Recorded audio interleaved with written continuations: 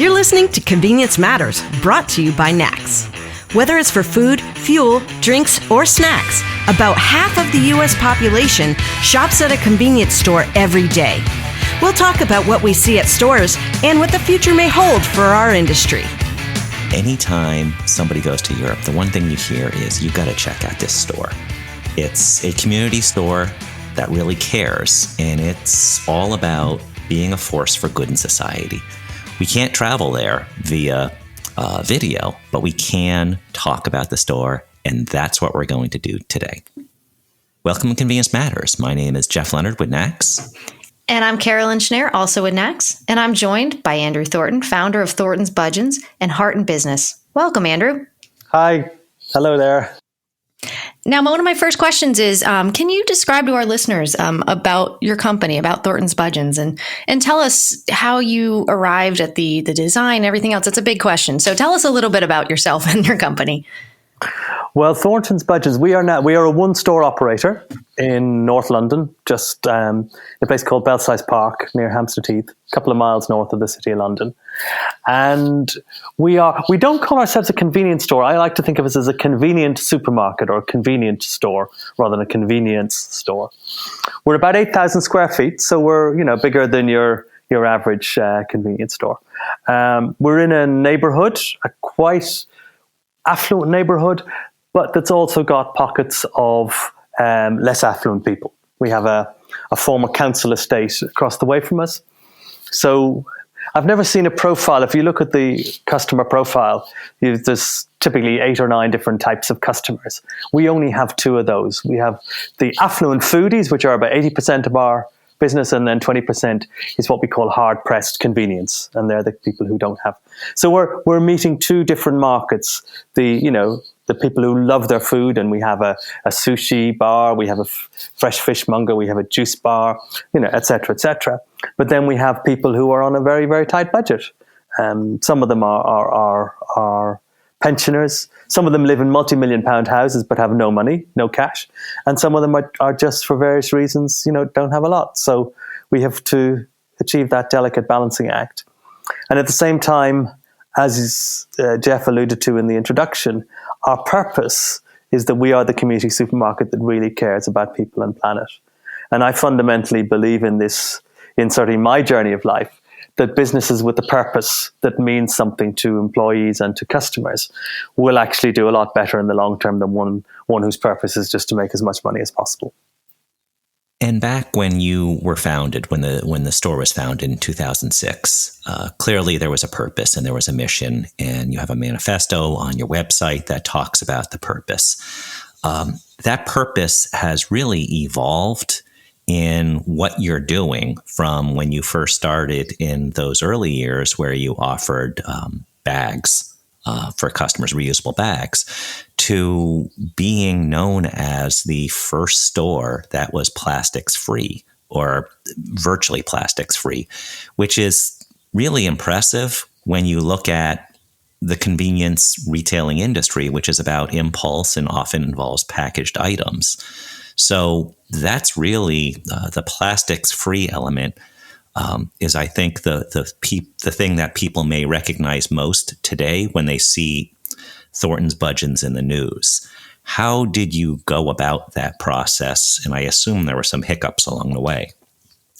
Well, you're right. We have evolved. Our purpose that we have now, we probably formally developed and started to use about 8 years ago. But it's a continuous evolution. And I guess with plastic free in 2018, David Attenborough, who the famous British presenter, launched his Blue Planet 2 series, which really caught the public's imagination about plastic. And that was followed rapidly by an organization in the Netherlands called Ecoplaza, a retailer, producing a plastic-free aisle. They had a sort of pop-up shop beside them, one of the main shops in Amsterdam, where they had a whole plastic-free section. And that caught people's imagination. And given our purpose, we sat down and we felt we had a role to play in this arena. We watched some films together, some documentaries about the whole issue of plastic, and a film called A Plastic Ocean. The most vivid part I remember that film was sending cameras down a submarine down way below the depth a human beings could go, the very deepest part of the ocean. And right down there, the whole thing was lined with plastic bottles. So even in that depth, our human waste had got to that point. So we decided we would do something because we could. And we had 3 objectives. So we're not plastic free. I wouldn't even say we're virtually plastic free. We have, at latest count, about 2,600 SKUs that are plastic free out of a total of about 14,000. So, we're getting there. But we have enough plastic free SKUs that a customer who wishes to do all their food and drink shopping for their household plastic free could do that with a bit of modification. You might have to change the particular cheese you want if you want to go plastic free. But across all the key categories, we have got plastic free options.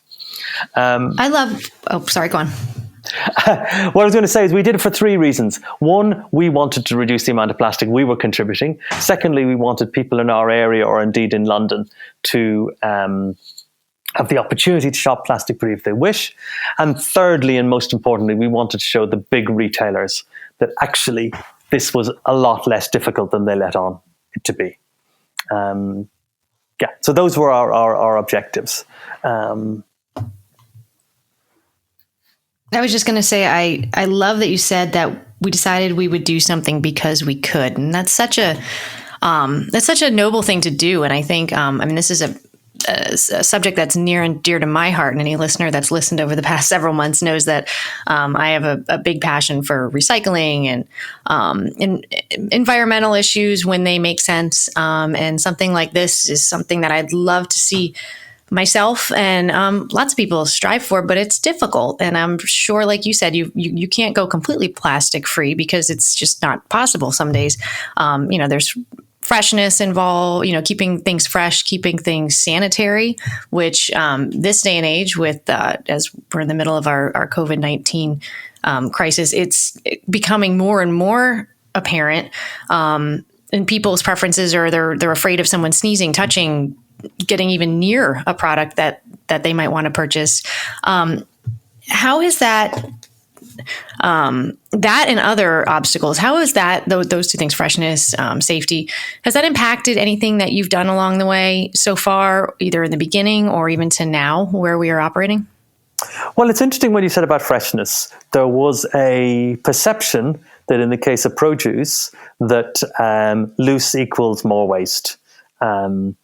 And interestingly, our experience was that not to be the case at all. There was a perception in the industry that more loose, as in less packaged, would lead to higher levels of waste. Now, actually, that has not been our experience. I know other, major multiple retailers who've been experimenting with plastic have found that to be the case. And I think there are probably reasons for that. We've really focused on our merchandising intensity, so if you used to have, 8 varieties of packaged mushrooms, and then you went loose and you only had 1, but you dedicated the same amount of space, then you're probably going to end up with more wastage. So we've changed our equipment, so we make sure that we have the right amount of goods on sale. And in fact, our wastage has gone down, and we think that's because our turn in our produce department has actually increased, because it looks, the thing about one of the things we realize about this is plastic is ugly.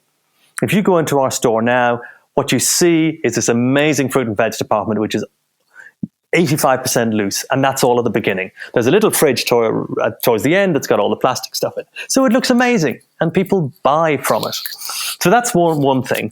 I think the issue of safety, it's been really interesting during the pandemic. What we've experienced is that our produce department, again, has really been a hero in this whole area. And a lot of people have said that compared to other retailers, the range of what we have, a lot of retailers went to quite a limited range of packed products, whereas we maintained our full fresh range all the way through.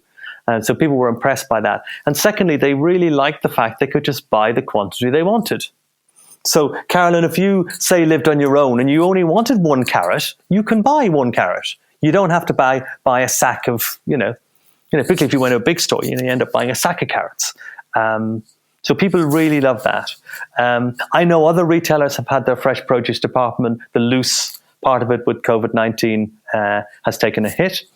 And our zero packaging dry products, certainly we've had a bit of a reduction on that.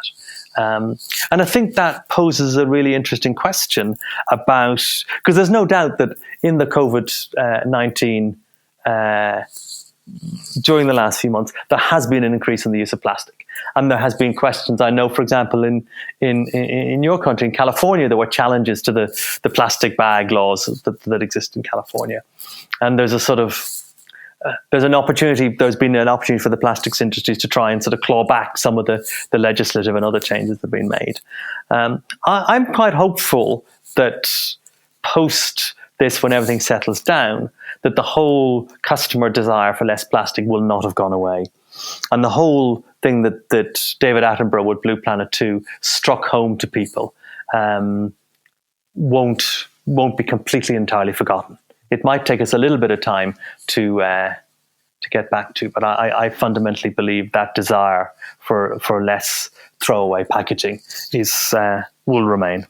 Yeah, I agree. I think just from talking to some experts in like our sustainability networks here in the United States, they're noticing a lot more of the community aspect, but the corporate social responsibility side of things is still being discussed within the corporate level because people seem to be more aware of themselves, of their planet, of their impact on the planet. So I agree with you. I hope that it goes that way too, because I think that we've all been with ourselves a lot this last several months, and you start to see what kind of impact you have on your own personal sphere at your house, how much waste you might generate. But then I think people have been, at least here in the United States, shopping more cognizantly. I go twice a month maybe now to the grocery with some stop-off trips in between. And it's becoming more frequent now that we're allowed out more. But I think that I'm more conscious of what I'm buying and buying things that will last and freshness and everything else, but then taking care of it once I get home. So all of that said, I think people themselves, consumers themselves, might and hopefully will be a little bit more conscious. So good luck. And I would definitely want to hear more about that later after, in a couple of years, or not even that long, maybe a year from now, we can jump back on.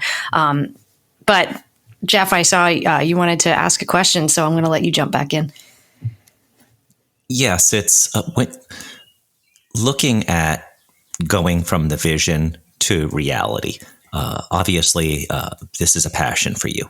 So how do you go from a community store that really cares to implementing something and then having the community care about the store? It's not as simple as we built it, celebrate it. How do you tell that story to consumers and get consumers to get it to a point where it's like, hey, if you go to London, you got to check out this store. That's obviously, you created a buzz. So how do you get to that point from doing something to having it be successful? I think it's about your actions. So for me, the whole thing about a purpose is you need to live that purpose. And, situations where people create a purpose they spend a lot of time shouting about that maybe isn't so authentic, then that falls on deaf ears. So I think it's also about reading the mood. So we certainly felt an obligation to do something, but we also felt that it would there was a desire. We didn't do some research and people said, we want plastic free, because that's not how the iPod and the Sony Walkman were created originally. It was like, well, okay, this is what's happening in the world. This looks like a good idea. And that's where we got to. I think with the plastic free thing, what we couldn't have done this without an organization called Plastic Planet, which is a not-for-profit organization that basically helps people to reduce their addiction to plastic, businesses.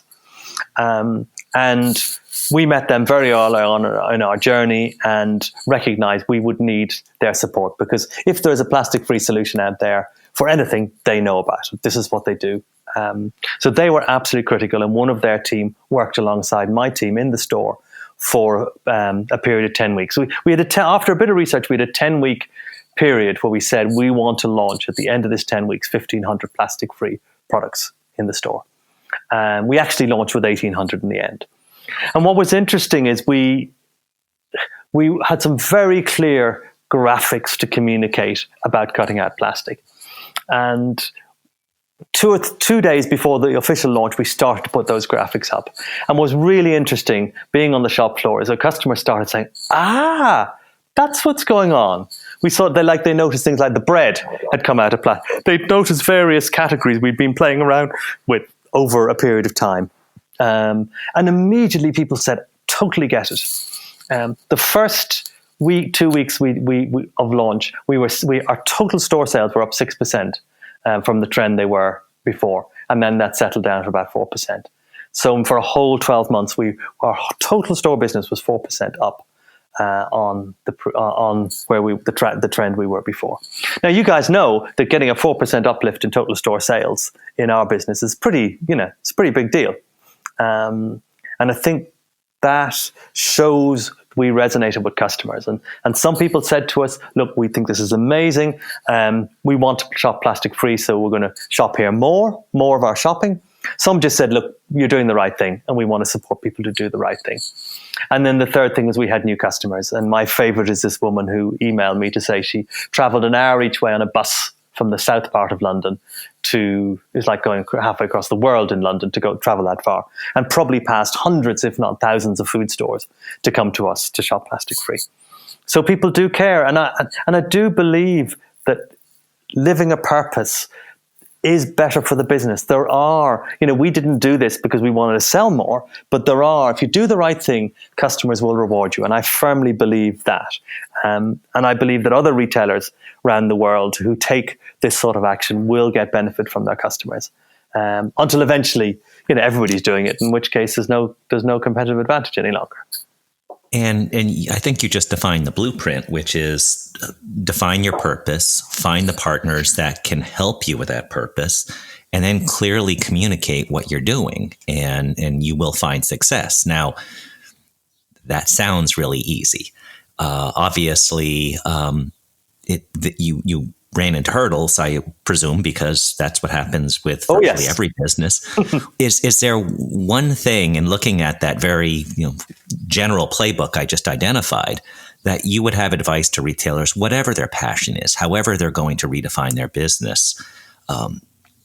Any pointer that you went through something and said, you need to also do this, or you really need to stay away from this? I think it's belief.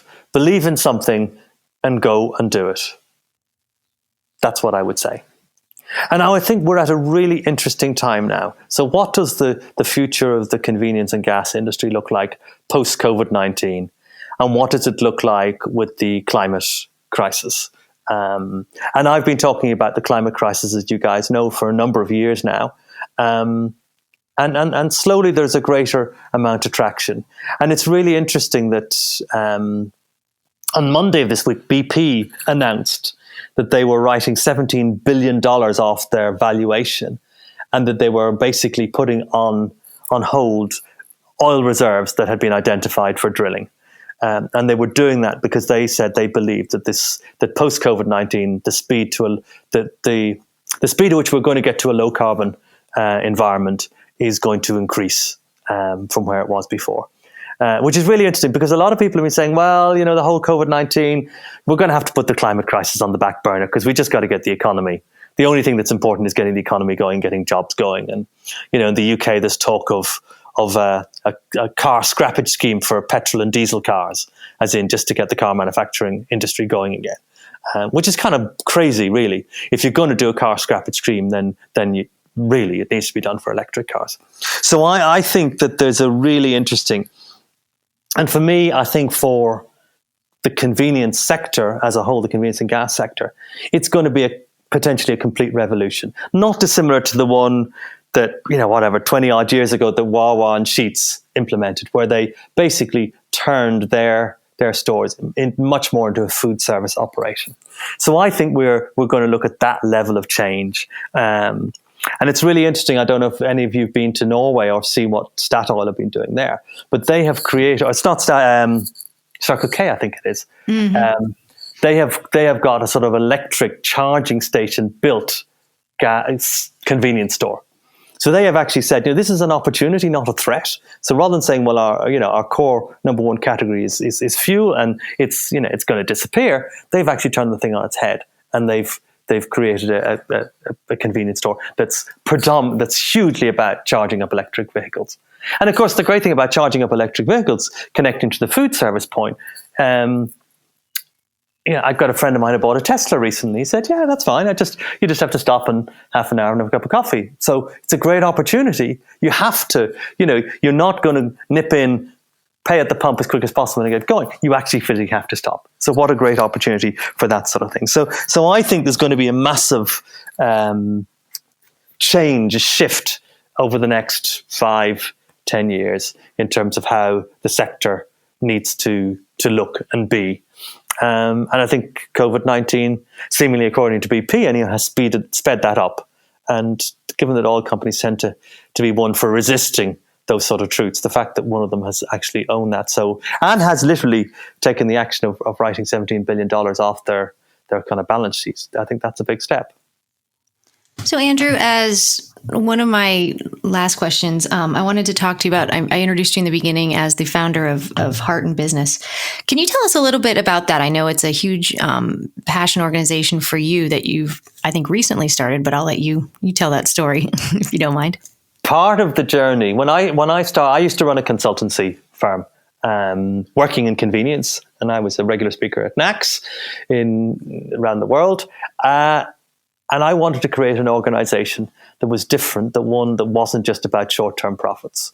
So over the last 6 years, me and some colleagues have been experimenting with what a business with a heart would look like. And what that means is to create a way of running a business that allows people to be more authentically themselves. And that's what we mean by a heart. So think for a moment when you, in your careers, anybody listening, where you've thought something and felt, well, I can't say that because it's not going to be accepted. My boss won't like me. It isn't, and so on and so forth. Well, we have to conform to a certain way of being. So our business with a heart means people are authentically themselves. So, Carolyn, if you disagree with something I am saying, even if I'm the CEO, then you feel free to say, actually, I'm not sure that's the right direction to be taking. Now, I've grossly oversimplified it when I've sort of said that, but that's the essence of it. It's putting people at the center of what you do and looking also at all the stakeholders, so employees, customers, environment, community, suppliers, rather than just looking at short-term profits. And I believe, and we have proven in our store, and I've seen it researched in loads of other organizations, that when you do that, actually, you're going to be more successful in the long term. Financially. But when you focus on profits, then that's not necessarily where you're going to get to. So heart is the heart approach is how we run Thorntons Budgets, but it's also an approach we have been working with other organizations, other business leaders, to help train them on being more authentic and how they can create a more authentic organization. It starts at the top, it starts with the CEO, and it's not for everyone, but certainly the organizations we've worked with so far on that would be, have had some really good results in terms of both financially, but also just creating a company that people love to and really want to work in. Looking at the videos that you have for Heart in Business, one of the things that struck me is it's very similar to a group that NACS is working with, the Good Jobs Institute, where the focus is on paying people more and giving them a higher sense of ownership, not stock-wise, but ownership in their job, in the business, and giving a passion leads to more money. And there are a couple groups that are working with them right now. QT, Quick Trip, has worked with the Good Jobs Institute for a number of years, and they're finding success. And it struck me that what you're doing there is pretty similar. It's get these people to buy into your passion And they are the ones that are talking to people. They're the ones that are, there's one of the lines that you hear about our industry: if you have time to lean, you have time to clean. And it's people who feel it's their store to a much greater extent than maybe another business. And that is a huge differential beyond the profits that you sell, beyond the products that you sell. Absolutely. And I don't think, there's nothing rocket science about this. You treat people decently and they will respond better. And I've got an interesting example myself, in that I'm actually suffering from chronic fatigue, or ME at the moment, or adrenal fatigue. I'm working my way through that. So during all this pandemic, I haven't been at the store. I've been locked away, trying to get better. Yet the leadership team, and we have a very interesting structure of two co-leaders running the business with 2 co-deputies, something that people would look at and, oh my God, that looks awfully complicated. But the team have basically got us through this pandemic with almost no support from me. And that to me is a really good demonstration of what self-leadership looks like, running business at the heart, in that it doesn't, that people can take responsibility. And the team have done an extraordinary job. And the business is stronger than it's ever been, even though I haven't really been around for the last 3 months. Andrew, that's such a strong leadership statement. And I thank you for sharing that with us today, too. I just wanted to say, how do people find some more before I close out? How do they find more about Heart in Business? Where can they come find you and learn more about your store and your plastic-free initiatives, so maybe they can look to apply that to their own stores? Well, Heart in Business you can find at heartandbusiness.org. We're thorntonsbudgets.com if you want to find our website. There's an open invitation to any retailer anywhere in the world to come and visit us. We're in Belsize Park, North London. And we said all along, we've invited everybody from all the big players in the UK, in Europe, in North America, have been to visit us, and we are open book about everything we do. And in fact, we love it when other people come in and copy us. And there are one or two, there are a couple of big players, global grocery players, who've looked very closely what we've done, and we're really excited by that and some of the things they are actually doing. And one or two of them got kind of a bit delayed by the pandemic, but hopefully in due course there'll be sort of more kind of big players doing more stuff about this. So please come visit is my closing comment. Well, then I would love to take you up on that as soon as I'm able to leave and get out on that road. I got my travel itch, and even just this morning, my daughter said, "Can we go on another trip soon?" So I'm heading, I guess that'd be east to go see what you guys are doing. So thank you so much for joining us today. Thanks for sharing your stories. You've heard his website. You know where to check him out. You know where to find more. And thank you so much for listening to Convenience Matters. Convenience Matters is brought to you by NACS and produced in partnership with Human Factor. For more information, visit convenience.org.